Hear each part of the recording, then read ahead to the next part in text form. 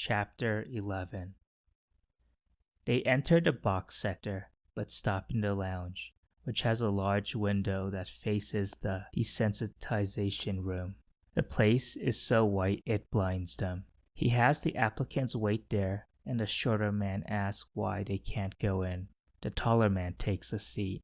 He answers that only authorized staff wearing the required uniform can go in, that all the necessary measures are taken to ensure the meat isn't contaminated.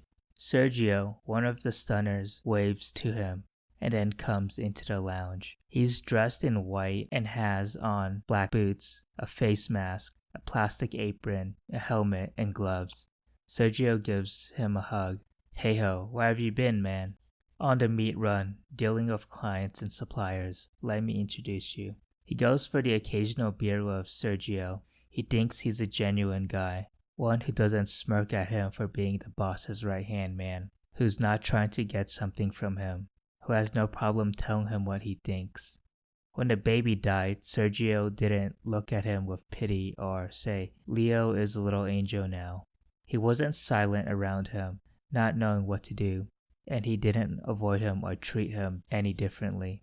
Sergio hugged him and took him to a bar and got him drunk, and didn't stop telling him jokes until the two of them laughed so hard they cried.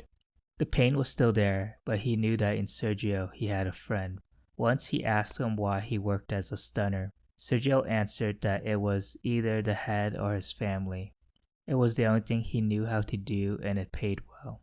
Whenever he felt remorse, he thought of his children and how the work enabled him to give them a better life. He said that even though the original meat from before the product was bred didn't eliminate overpopulation, poverty, and hunger, it did help fight them. He said that everything has a purpose in this life, and the purpose of meat is to be slaughtered and then eaten. He said that thanks to his work, people are fed, and that was something he was proud of. Sergio kept talking, but he couldn't listen any longer. They went out to celebrate when Sergio's eldest daughter started university.